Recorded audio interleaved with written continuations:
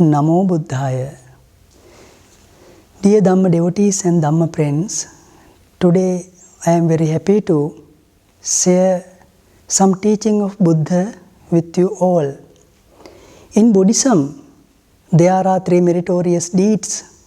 They are popularly known as Dana, Sila, Bhavana. Dana is a Pali term and means charity and giving away. So Dana should always be practiced with right understanding, wisdom, compassion and goodwill. Unfortunately, some people give away out of anger, out of want for fame, for popularity, social obligations, or out of fear. Dana is also a way to practice detachment. You can share your material wealth such as food, clothes, money or property. As I am giving this talk, I am performing Dhamma Dana.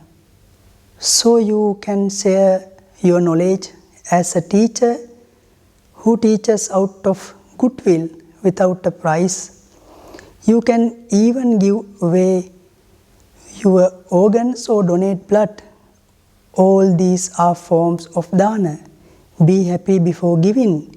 Be happy while giving. Be happy after giving. Second meritorious deed is known as Sila.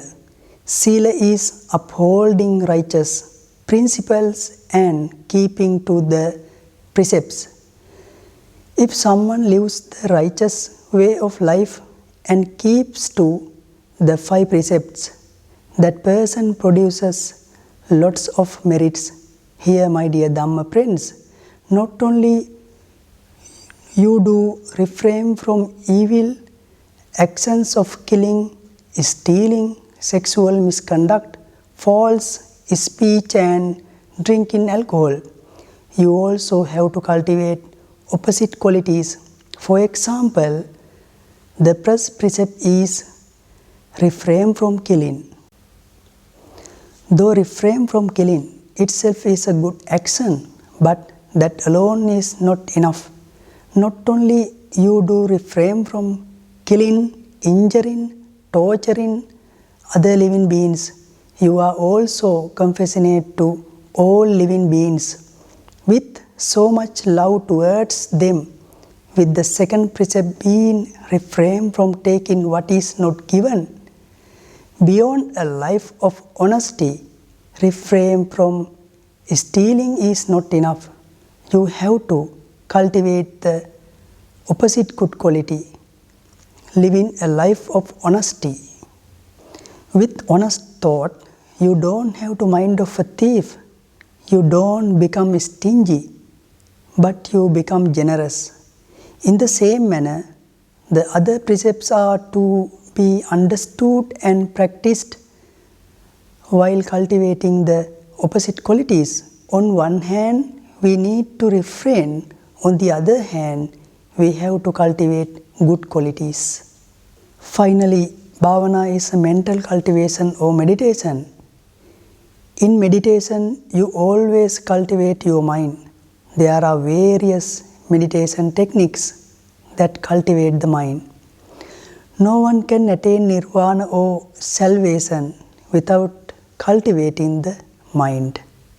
The Buddha obtained his enlightenment through the development of his mind. He didn't seek divine power to help him. He gained his wisdom through self-effort by practicing meditation. So, to have healthy body and mind and to have a peace, one must learn how to practice meditation. So, my dear Dhamma friends, then these are the 3 meritorious deeds that I explained earlier. I am going to transfer merit and powerful blessing for paying attention for this Dhamma sermon. May each and every one and all sentient beings be free from suffering. Sadhu, sadhu, sadhu.